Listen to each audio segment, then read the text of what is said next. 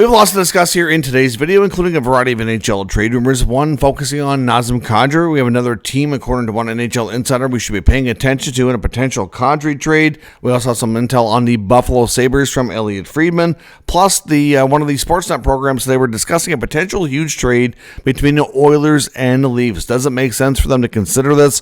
We'll take a look at it from both sides and see what we think around that kind of crazy idea being discussed on the Kipper and Bourne show. Plus, we also have some signings today as well, including a couple of players returning to the league. We have a bunch of injury updates, 3 stars of the week, and waivers news as well. All that and more coming up next. So welcome back to another video here at Top Shelf Hockey. As I mentioned, we have lots to discuss in today's video. Quick update first from the NHL waiver wire. We had 2 players on waivers yesterday. We had Tyler Pitlick of the Minnesota Wild and Ginning from the Philadelphia Flyers. Neither player was picked up. They both, in fact, cleared waivers. Both players now eligible to be reassigned to their minor league affiliates. We do not have any new players on waivers here today. Big milestone night for Devils defenseman Brendan Dillon, playing in game number 1,000 of his career tonight as the Devils battled the Columbus Blue Jackets. Quite a feat for a player who was undrafted at that. Dillon's certainly one of those guys that you want to use as a prime example of perseverance, dedication, never giving up. And, for somebody who's had to, go through a lot of probably kind of sad, depressing days. And when it comes to being drafted and not being picked, going through multiple drafts like that, getting a free agent opportunity, and then earning contract after contract, been traded a few times. He's hasn't had it easy. He's had to work for everything he's got. For an undrafted player to make it to game 1,000 is quite a spectacular accomplishment. Now, I know in tonight's game, the Devils and the Blue Jackets, I do believe, I didn't get to see all of it earlier, but I did see the clips from Dillon. Looks like he ended up having to leave the game. He got in a bit of a scrap. I think it was Voronkov, if I'm not mistaken, with the Jackets. But he kind of got almost got mugged, basically. I don't even know he realized he was in a fight until he was already in it. Helmets off. Looked like I was concerned for obviously what happened when he went down to the ice. So obviously we'll wait for further updates on Dillon, but he's certainly one of the tougher players in the league, and we had a great milestone. It was a great evening, but unfortunately leaving like that was definitely concerning for sure, and we'll wait for further updates on his status afterwards. 3 stars of the week this week from the NHL, which they announce every Monday. Dallas Stars forward Wyatt Johnston, who had an absolute monster week. Johnston picked up 5 goals and 4 assists for 9 points in 5 games. Just absolute tear right now. So he's the first star of the week. Second star of the week is another player on an absolute heater, and that's Brendan Hagel of the Lightning. Hagel started really slow this year, but he's really picked up the pace and certainly not only trying to help the Lightning win games, but I think trying to make sure he stays on Team Canada's radar to get on the Olympic team, since he got to play on the Four Nation team. I'm sure he wants to remain in that mix. Certainly going to be in contention for sure. He picked up 6 goals and 2 assists this week for 8 points over a 5-game span. We also had Tom Wilson being the 3rd star of the week, picking up 4 goals and 4 assists in 4 games as well. So certainly lots of productivity from those 3 players. So Wyatt Johnston, Brendan Hagel, and Tom Wilson are your 3 stars of the week, according to the NHL. Bunch of injury updates, some roster moves here as well. Montreal, looks like defenseman Jaden Struble is considered day-to-day. He's likely going to miss their game tomorrow against Ottawa, it looks like. The Blues are going to be without Jimmy Snuggerud for a little while. Snuggerud, unfortunately, had to have surgery on his wrist, and he's going to be reevaluated in 6 weeks. So that basically puts him, looking at it basically being the 1st of December here today. Looking at middle of January, and it doesn't say he's going to return in 6 weeks. He's going to be reevaluated, so it could be a little bit longer. So that's a big blow to a team that, like I said, hasn't had a great start. Was trying to find some momentum here and kind of get things back on track. They've played a little bit better as of late, but Snuggerud is certainly a big part of their offense, and not having him is not going to be good. They also lost Torpchenko. It's another scenario. This is a few times this year. A player at home had an accident, suffered a bunch of burns on his legs. Not sure how that happened exactly. We had heard of another player with the Panthers, I think it was Lusterinen, had a barbecuing accident. So I'm not sure what caused the burns, but he had an accident at home, burns to his legs, must be pretty severe, and he's out week to week. So, again, another freak accident off the ice, keeping players away from their teams here. The Pittsburgh Penguins today recalled Rucker McGroarty and Boko Imama, so they've been recalled here. Of course, they sent a few players down yesterday. The Buffalo Sabres welcome back Josh Norris tonight after missing over 20 games again after an early season situation again. Obviously, Norris's big knock on him is his ability to stay healthy, but certainly showed that tonight, even though he's been out for a while, he hasn't lost a step, and he certainly hasn't forgotten how to play hockey. He had a heck of a game against the Winnipeg Jets. They were the game on the Amazon Prime Monday Night Hockey tonight. The Buffalo Sabres absolutely destroyed the Jets. The Jets, again, were awful. Really, ever since Hellebuck's injury, this team has fallen completely on its face. I don't know what's going on in Winnipeg, but they have some tough questions to answer. I know looking at their offseason things, I had some concerns with Ehlers leaving and not really being replaced, and then Lowry missing the first part of the year, but he's back now, and now Hellebuck's out, but they just seem to be slow. They definitely look like they're an older team because they are. They're not getting a lot of their drafted prospects really getting into an opportunity to gain bigger roles within the team. Cole Perfetti's struggling. He's one of the few players getting that chance. So, the Jets are a bit of a mess right now. Tough to say. But the Sabres, Josh Norris had a heck of a night, picking up 2 goals and plus an assist as well. Second goal was a beauty on a breakaway. He had himself quite a game. And obviously the Sabres trying to get things turned around, getting their top centerman back in action here will certainly be a big help to make that happen. I hope for Josh's sake that he's able to stay healthy and go on a decent run here with Buffalo after having so many different health issues over the years. The Sharks today also placed defenseman Vinny Desharnais on injured reserve. The Rangers recalled Brendan Othman, and the Panthers recalled Jack Studnicka.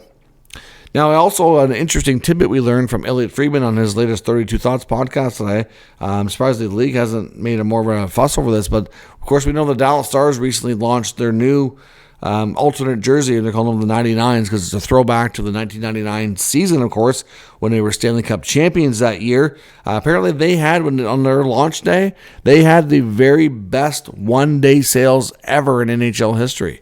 Not just for the franchise of Dallas, but for the entire league. They sold more of those jerseys than any other one single jersey on any other day in the league history. I mean, that's crazy. I mean, I know these. I like these jerseys. I think they're a good throwback option. I do like them, and I'm not surprised that they're popular. But that's a level of popularity that I did not expect them to reach. So, an interesting tidbit there. Now, we do have a couple of signings today as well. These are minor league signings, but could have NHL implications down the road. One, Cal Foote has signed with the Chicago Wolves of the American Hockey League. He gets a 1-year deal for the remainder of the season. Of course, Cal Foote is the name you probably remember, former Devil.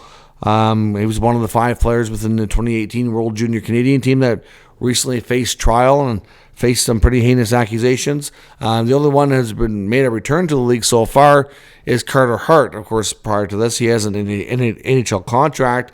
He's the only one so far to make that happen. He's expected, as we talked about yesterday, to make his season debut with the Vegas Golden Knights likely tomorrow, I do believe, if everything goes to plan. But Cal Foote becomes the second member to get a new contract, at least in North America. We've seen Michael McLeod sign over in the KHL. Alex Formenton had signed in Switzerland. No news yet on Dillon Dubé, but Cal Foote in the AHL for the time being. And he'll try to translate that to an upgraded contract here as well. And also another teammate of his from that team, Alex Formenton, as I mentioned, had signed in Switzerland. We do have an update from his rights holders in the Ottawa Senators, and reporter Bruce Garriock, who covers the Senators for TSN and the Ottawa Sun, says that basically at this rate, it sounds like Formenton is not getting traded because the Senators have made it clear that they have no intention of bringing him back. Now, of course, today also was the deadline for restricted free agents to sign contracts and be eligible to play this year. So the fact that the deadline's come and gone, he did not sign in Ottawa, he didn't get traded and sign anywhere else, so that means he's not going to be eligible to play this year. Now, he's the only one in that group of 5 that is still in RFA status. Everybody else had reached UFA status because of their contracts expiring, and they didn't get qualifying offers, so they became UFAs, whereas Formenton had already received a qualifying offer as an RFA earlier than the other players did before everything kind of came out and became public. And, that was kind of already happening before the news broke about what those accusations were amongst members of that 2018 World Junior Club. But because of the lack of interest around the league, his rights could still be traded, but he wouldn't be able to play this year. Bruce says that the most likely outcome is that the Senators try to renounce his rights, and they can do that, but they do need league approval. So I'm not sure exactly what kind of timelines we might be looking at there, but he's been out of the league for 3 years. Like, I can understand why there's not a whole lot of interest. And, even if he could get, freed up to become a UFA, he's probably going to, at best, do what Foote did and get maybe a minor league contract. So we'll see. Now, another player who's recently been in the NHL, was rumored to be coming back and has signed, but it's only an AHL deal, and that's Fabbri. Of course, played last year with the Ducks. We've seen him play a few years before that with the Red Wings. He's kind of bounced around a bit, but Fabbri, unfortunately, has had a lot of knee injuries in his career, which has kind of derailed things, but had a real good run in junior, and certainly a player a lot of people had higher hopes for, but he still made a decent career, but his biggest ability to stay healthy here has been the thing holding him back. But Fabbri has signed, like Elliotte Friedman had reported last week, except it's not an NHL deal. It's only an AHL deal, and it's with the Charlotte Checkers, who are, of course, the affiliate of the Florida Panthers. So Fabbri has signed for the time being with the Charlotte Checkers in the AHL. I believe it is just a tryout contract. I don't think he's long-term committed there for the rest of the year or anything. I'll have to double-check those details, but I'm pretty sure it's just a opportunity to come play, tryout, and we'll see what it leads to. It could lead to a two-way contract, signed with the Panthers or something. We'll have to wait and see. We know they have potential for, some cap flexibility with their long-term injury reserve pool that they can tap into because of Barkov's injury, but we know that they're likely to wait and do that later in the year once they have a better idea for sure if he can come back for the playoffs or not. Now, a couple other quick updates here, then we're going to get into the Leaf Oilers scenario. One, when it comes to Nazem Kadri, who's been a player we've talked about off and on here, a player that's going to get a lot of attention before the trade deadline. The Flames are a team that's not having a strong year. They're going to be out of it. They're probably going to be a lottery team. At least that's the way things look right now. Kadri's a good, solid veteran player with some term on his contract, still putting up good numbers on a not so great team. And lots of teams are interested. Of course, he has protection in his contract. He can call his own shot. We know that the Flames ownership are not real crazy about stripping things right down. But the belief is amongst a number of NHL insiders that they're going to get so many calls and interest and offers that they may not have a choice but to pull the trigger. We've talked about recent teams here, like Montreal, like potentially even Florida, that could be landing spots for him if he does accept the idea to move. But according to Jeff Merrick, of course, well-connected NHL reporter on his show, The Sheet today, made mention of another team that we should be paying attention to if it comes to his services, and that's the Dallas Stars. Now, the Stars are having a real good start to the year. If it wasn't for Colorado, they'd be absolutely dominating their division in the Western Conference, but the Avalanche are even doing a step ahead of them, which is quite remarkable. The Avalanche have been on fire, and the Dallas Stars are not far behind them. They appear to be right now the two powerhouses in the West. Looking at their cap space, though, I understand Merrick's points and their interest. I think it'd be tough for them from a cap perspective. I don't see Calgary really eating much or any money on that contract, given it's got multiple years left on it. So I can see their interest, but I think they'd have a tougher time to make it work than some of the other teams that we've talked about and looked at. But we'll see. Elliotte Friedman's also reporting on the Buffalo Sabres. I know one of his radio hits he was on today, or TV programs, he said about the Sabres, where they have an abundance of goalies and there's lots of enough teams looking for goalie help around the league. He said that the one that he's watching is Ukko-Pekka Luukkonen, mainly because out of he's made it pretty well known that he'd like to play more. Of course, he played tonight against the Jets, had a good performance, picked up the win. We got Alex Lyon there, you got Ellis, you got Levi in the minors. long-term, somebody likely does have to go there in Buffalo to get more of an opportunity, and he wonders if it could be Luukkonen. But again, he's also got some term, and realistically, at times has been their best goalie too. So it's tough to say if and when Buffalo's going to pull the trigger there. But yeah, I do concur with the idea that they likely do trade a goalie sometime over the next month or two, but hard to say when and who that's going to be. Now, as I mentioned, could we see a massive deal between the Oilers and the Leafs? It was a very interesting yet surprising topic I've seen being discussed on the latest edition of the Real Kipper and Bourne show with Nick Kypreos, Justin Bourne, and their guest, Doug MacLean. Of course, Doug MacLean knows Kypreos well. They worked together in Sportsnet for many, many years. Doug MacLean, former NHL general manager, former coach, been around the game forever and a day. And they were discussing the Leafs and the Oilers, of course, who were both, not having the starts to their season like they were hoping for. They both have some issues, things that they're rumored to be looking to maybe make moves and try to improve here. And they suggested what I'd call a pretty significant trade amongst somewhat big-name defensemen. Now, just because they have big names and big reputations, a lot of history, neither of those guys are really playing up to a real high level of potential here as of late. So the question was, should the Leafs consider swapping Morgan Rielly to the Oilers for Darnell Nurse? Now, both these guys have some contractual say over if this happens. They'd have to agree to it. They both have equal number of years left on their contract, being 4 years. Nurse makes more money, over $9 million, where Rielly's just a little over $7 million. So it's about a $2 million gap on their salaries. Maybe one team like the Oilers retain a little bit to offset, or maybe there's an extra contract moved or something along those lines.